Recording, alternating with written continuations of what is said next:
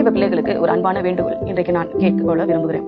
பாருங்க, நிறைய வாலிப பிள்ளைகள் இன்னைக்கு எப்படி நடந்துக்கிறீங்கன்னா, அது சொல்ல முடியாத அளவுக்கான சூழ்நிலைகளை பார்க்க முடியுது. என்னோட கடைக்கு 2 பிள்ளைகள் வந்தாங்க. இது 2 பிள்ளைகள் மாத்திரமே, இன்னும் நிறைய பேர் அது போல வருகிறார்கள். நேற்றைக்கு 2 பிள்ளைகள் வந்தாங்க. வந்து எல்லா மெனுவும் பார்த்தாங்க. இது வேணுமா, அது வேணுமா, அது வேணுமா, எல்லாவற்றையும் பார்த்துட்டு கடைசியாக ஒரே ஒரு கப் கேக் வாங்கி, ஒரு ஸ்பூன் வாங்கி, நானும் சரி உள்ள போய்விட்டேன். எனக்கு உள்ள வேலை இருந்தது. இந்த பிள்ளைகள் உட்கார்ந்து கொண்டு, ஒரு ஃபர்ஸ்ட் இயர் ஸ்டூடெண்ட் தான், கண்டிப்பா நன்றாக தெரிகிறது. ஒருவருக்கு ஒருவர் கடையிலே உட்கார்ந்து மாறி மாறி ஊட்டிக்கொள்வது, அப்புறம் வாயை துடைத்து விடுவது, அப்புறம் கையை பிடித்துக் கொள்வது, ஒரு சொல்ல முடியாத சில காரியங்கள் பப்ளிக்ல உட்கார்ந்து செய்யறது. என்னால வெளியவே வர முடியல அந்த பிள்ளைங்க பண்றதெல்லாம் பார்க்கும்பொழுது. இந்த நேரத்துல வேற யாரும் வரமாட்டாங்களா? வந்தா இவங்க எழுந்து போய் விடுவாங்களே, இவங்க எப்படி நம்ம போங்கன்னு சொல்றது, அதுவும் கஷ்டமா இருக்கு. ரொம்ப நேரம் அந்த ஒரு கப் கேக்க வாங்கிட்டு பல மணி நேரம் உட்காந்துக்கிறாங்க. ஏன்னா இங்க அவங்களுக்கு கம்ஃபர்டபுளா இருக்கு. உள்ள நல்ல ரூம், ஏசி ரூம், நல்லா உட்காந்து. எனக்கு என்னன்னா, பின்னாடி கேமரா இருக்கு, நான் அங்க ஒரு பொண்ணு நிக்கிறேன். இதெல்லாம் உங்களுக்கு தெரியுதா தெரியலையானே எனக்கு தெரியல. எனக்கு சந்தோஷமா இருக்குது அங்க அதெல்லாம் பாக்குறதுக்கு.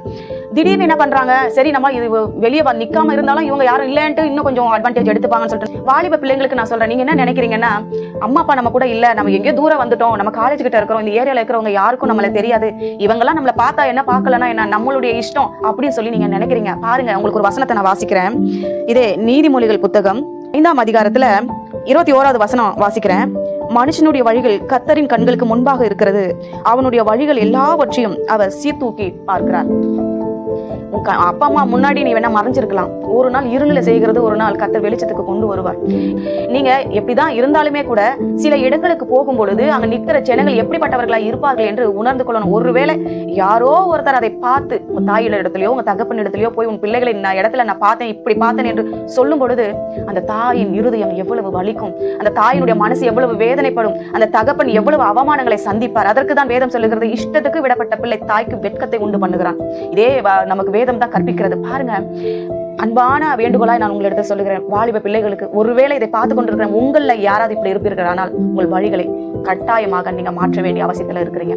ஏன்னா நீங்க நடந்து கொள்ளுகிற விதம் மற்றவங்களுக்கு அது இடரலா இருக்குமானால் நீங்க என்ன பண்ணணும், உங்களை நீங்க சீர்தூக்கி பார்க்கணும். அது பாவம்.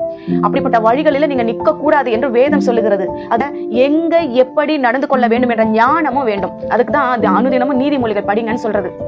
நீதிமொழிகள் தான் உங்களுக்கு புத்தியை தருது, ஞானத்தை தருது, அறிவை போதிக்குது, எங்க எப்படி நடந்துக்கணும், எந்த வழியில போகக்கூடாது, எந்த வழியில போகணும், எதை கை கொள்ளணும், நிறைய கற்றுக் கொடுக்குது.